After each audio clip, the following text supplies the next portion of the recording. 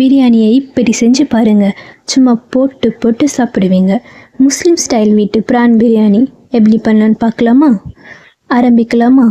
பிரியாணிக்கு ப்ரிப்பரேஷன் தாங்க ரொம்ப ரொம்ப முக்கியம். ஸோ ஃபஸ்ட் தேவையானதை ப்ரிப்பேர் பண்ணிப்போம். இஞ்சி பூண்டு பேஸ்ட் அரைச்சிப்போம். கொத்தமல்லியை க்ளீன் பண்ணி வச்சுக்கலாம். அதே மாதிரி புதினாவையும் க்ளீன் பண்ணி வச்சுக்கலாம். இப்போது நான் 1/2 கிலோ பிரியாணி தாங்க பண்ண போகிறேன். ஸோ 1/2 கிலோக்கு 5 பெரிய பெரிய வெங்காயத்தை எடுத்து நல்லா ஸ்லைஸாக கட் பண்ணிக்கலாம்.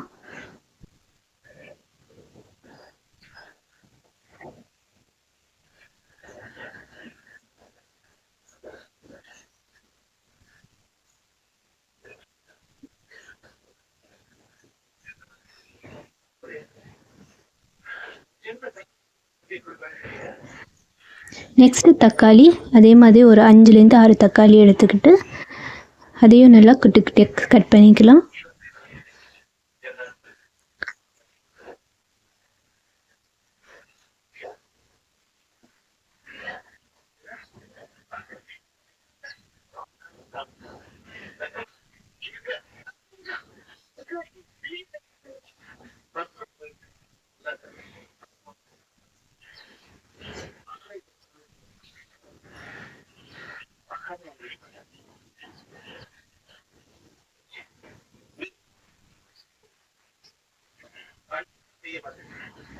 ஸோ இது எல்லாத்தையும் ஒரு தட்டுக்கு ட்ரான்ஸ்ஃபர் பண்ணிக்கலாம். ஸோ புதினாவையும் நல்லா க்ளீன் பண்ணி வாஷ் பண்ணி அதையும் அதே தட்டில் சேர்த்துக்கலாம். ஸோ எல்லா மசாலாவையும் ஒரே தட்டில் கழுவி போட்டு வச்சுக்கலாம். ஈஸியாக இருக்கும், சமைக்கும் போது ஈஸியாக இருக்கும். நெக்ஸ்ட்டு கொத்தமல்லியும் வாஷ் பண்ணிக்கலாம். நான் 1/2 கட்டு புதினா 1/2 கட்டு கொத்தமல்லி எடுத்திருக்கேன். ஏன்னா 1/2 கிலோ தான் செய்ய போகிறேன் அதனால். ஸோ கொத்தமல்லி நல்லா சாப் பண்ணிக்கலாம். ஸோ இப்போ நல்லா ப்ரான்ஸ் வந்து நல்லா க்ளீன் பண்ணி வச்சு நெக்ஸ்ட்டு பச்சை மிளகா ஒரு 6 கடாயில் அந்த ப்ரான்ஸை சேர்த்துப்போம்.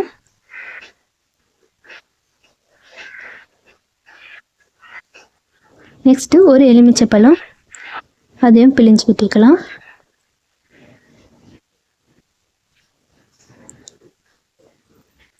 இப்போ இதில் நம்ம மசாலா சேர்த்துக்கலாம்.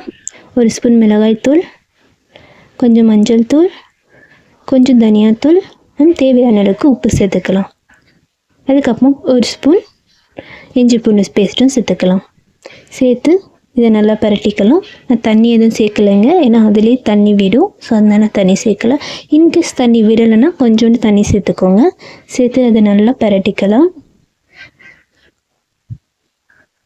மசாலா கம்மியாக இருக்குன்னு நினச்சா இன்னும் கொஞ்சம் எக்ஸ்ட்ராவாக சில்லி பவுடர்லாம் சேர்த்துக்கோங்க.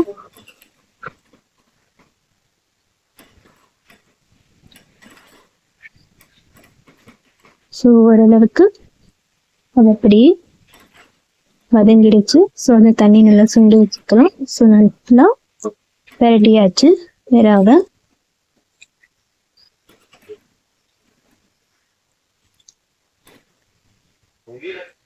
எறாவை பரட்டி போடுறது மூலமாக நல்ல டேஸ்ட்டு கொடுக்கும். எறாலையும் நல்ல எல்லாம் காரம் உப்பு எல்லாமே சேரும். இப்போது ஒரு பாத்திரத்தில் 150 ml எண்ணெய் விட்டுக்கலாம்.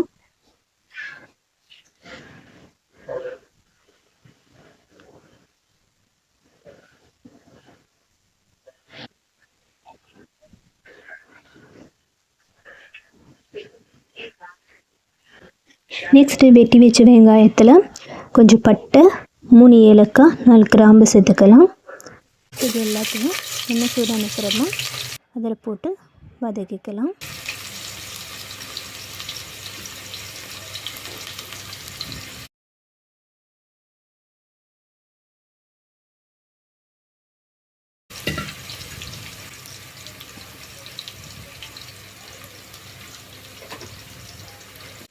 நல்லா ப்ரௌன் கலர் வர வரைக்கும் நல்லா வதக்கிக்கலாம்.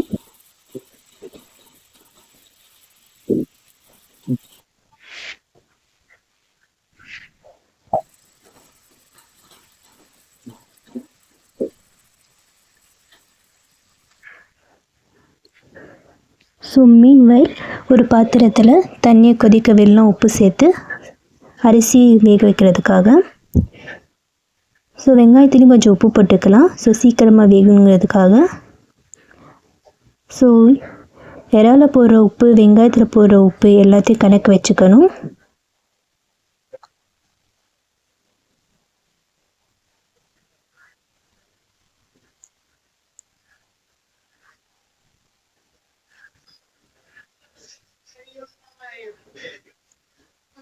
அரிசியை 1/2 மணி நேரத்துக்கு முன்னாடி ஊற வச்சாச்சு.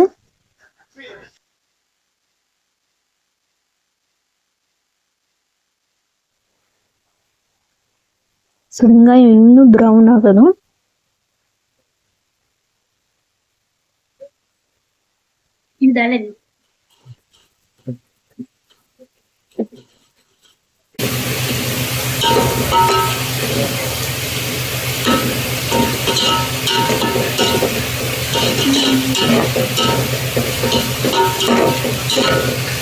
வெங்காயம் இந்த அளவுக்கு ப்ரௌன் வந்ததுக்கப்புறமா அதில் இஞ்சி பூண்டு பேஸ்ட் 4 ஸ்பூன் சேர்த்துக்கலாம்.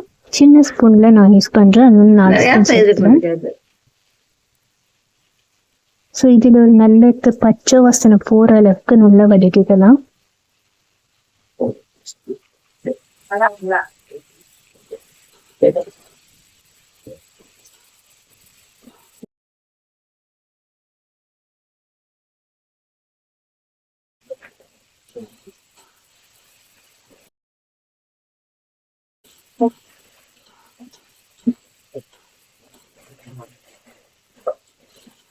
சூப்பர் ஸ்மெல் வரும், சூப்பராக இருக்கு.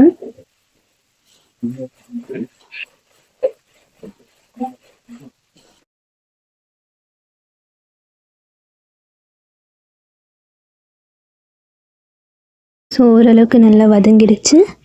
இஞ்சி பூண்டு பேஸ்ட் போட்டு அதுக்கப்புறமா நம்ம வெட்டி வச்ச எல்லா மசாலாவையும் அதில் ஆட் பண்ணிக்கலாம். ஸோ இப்போ ஈஸியாக இருக்குல்ல போடுறதுக்கு, அதுக்காக தான் முதலே ப்ரிப்பேர் பண்ணி வச்சுக்கலாம். ஒரு தட்டில் போட்டு ஸோ இதை நல்லா வதக்கிப்போம்.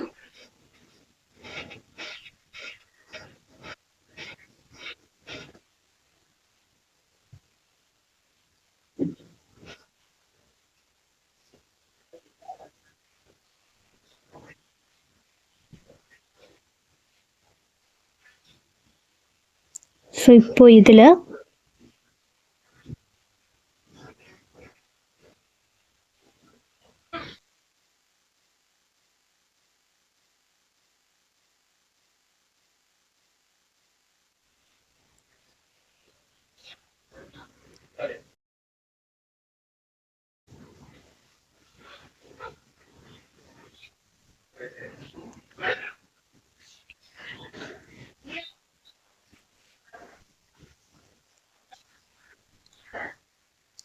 கொஞ்சம் வதங்கினதுக்கப்புறமா 1 ஸ்பூன் மிளகாய்த்தூள்,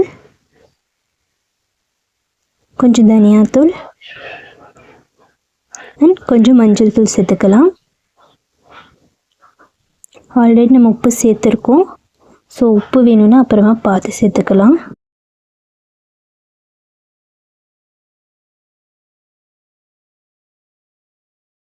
ஸோ இதை நல்லா மிக்ஸ் பண்ணிப்போம். அப்பப்போ நம்ம கிண்டிக்கிட்டே இருக்கணும், ஏன்னா அடி பிடிக்கக்கூடாது. கொஞ்ச நேரம் விட்டு விட்டு கிண்டிகிட்டே இருப்போம்.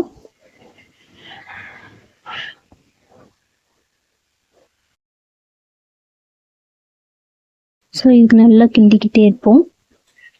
இப்போது நம்ம வதக்கி வச்சிருக்க ப்ரானை ஆட் பண்ணிக்கலாம். அதில் எறா போட்டப்புறமா இதை கொஞ்சம் நேரம் வதக்கிக்கலாம்.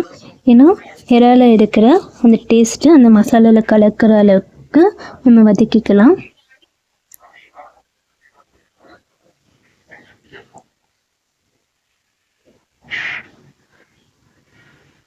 ஸோ நல்லா தொக்கு கன்சிஸ்டன்சி வர வரைக்கும் நல்லா வதக்கிக்கிட்டு அப்புறமா அதில் தயிர் சேர்த்துக்கலாம். கொஞ்சம் தயிர் சேர்த்துக்கலாம். 1/2 கிலோவுக்கு ஒரு 10 ரூபா பாக்கெட் தயிர் கரெக்டாக இருக்கும்.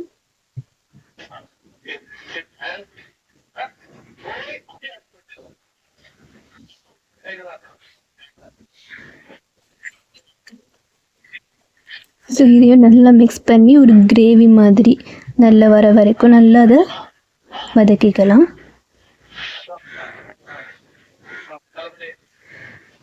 ஸோ இந்த மாதிரி நிறைய டைம் வதங்க விட்டால் டேஸ்ட்டு நல்லா வரும்.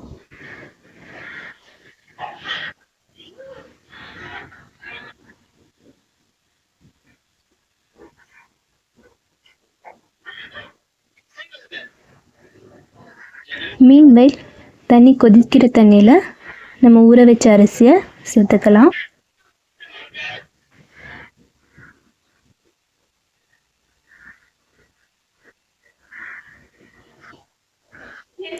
ஸோ அது வேகட்டும். ஸோ இப்போது நல்லா கொஞ்சம் நேரம் அப்படியே வதங்குனா இந்த மாதிரி நல்லா எண்ணெயாக நல்ல கன்சிஸ்டன்சி ஃப்ளேவராக வந்துடுச்சு. ஸோ இந்த டைமில் கொஞ்சோண்டு 1/4 கிளாஸ் தண்ணி ஊற்றிக்கலாம். ஸோ கொஞ்சம் நல்லா இந்த மாதிரி கிரேவி கன்சிஸ்டன்சி வர்றதுக்காக. இப்போது முக்கால்வாசி வேகின சாப்பாடை அதில் ஆட் பண்ணிக்கலாம். ஃபஸ்ட்டு கொஞ்சம் சாப்பாடு ஆட் பண்ணி மசாலாவோட மிக்ஸ் பண்ணிக்கலாம்.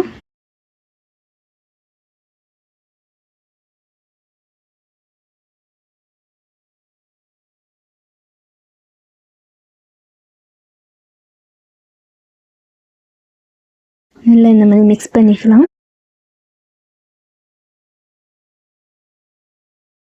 நெக்ஸ்ட்டு அதுக்கு மேலே எல்லா சாப்பாடையும் போட்டுடலாம். இப்போது இன்னும் 1/4 கிளாஸ் தண்ணி ஊற்றிக்கலாம்.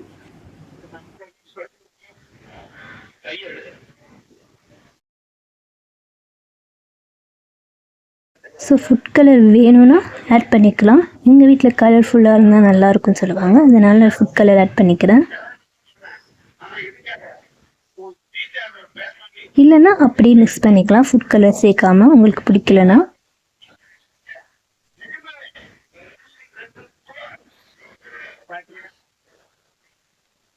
இப்போது இதை அப்படியே மூடி ஸோ வெயிட்டு இல்லைன்னா இந்த மாதிரி தண்ணி ஒரு பாத்திரத்தில் வெயிட்டாக தண்ணி வச்சு அது மேலே வச்சுக்கலாம். தம் போடுறதுக்கு ஒரு 10 நிமிஷம் தம் போகட்டும்.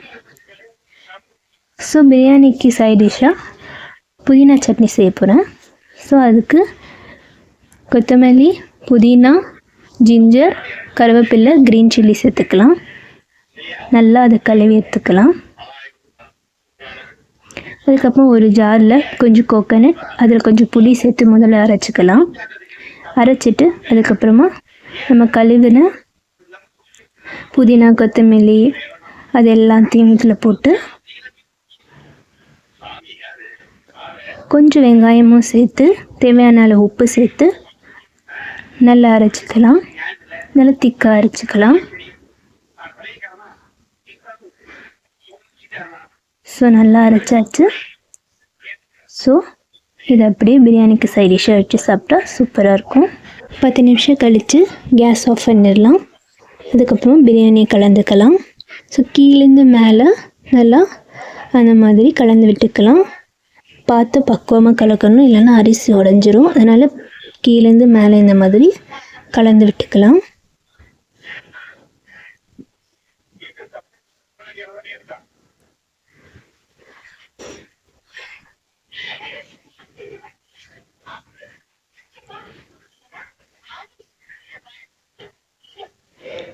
நல்லா கீழே இருக்க மசாலாலாம் நல்லா கலந்து விட்டுக்கலாம். அதில்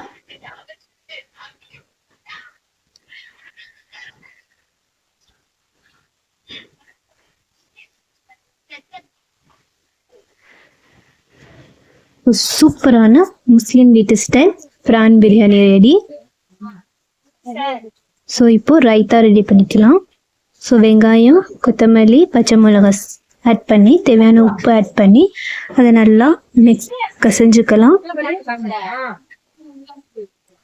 அதுக்கப்புறமா தயிரை ஆட் பண்ணுவோம். தயிரை ஆட் பண்ணி அதை நல்லா மிக்ஸ் பண்ணிப்போம். So raita ready. ஸோ இதை அப்படியே சர்வ் பண்ணால் செம்மையாக இருக்கும். ஸோ பிரியாணிக்கு ரைத்தா, புதினா சட்னி, ப்ரான் பிரியாணி சூப்பராக இருக்கும். சும்மா சாப்பிட்டுட்டே இருக்கலாம். நான் எத்தனை வேளை கொடுத்தாலும் சாப்பிடுவேன். எனக்கு ரொம்ப பிடிக்கும் ப்ரான் பிரியாணினா. ஸோ எப்படி இருக்குன்னு ட்ரை பண்ணி கமெண்ட் பண்ணுங்கள். இந்த வீடியோ உங்களுக்கு பிடிச்சிருந்தா சப்ஸ்கிரைப் பண்ணுங்கள், லைக் பண்ணுங்கள், ஷேர் பண்ணுங்கள்.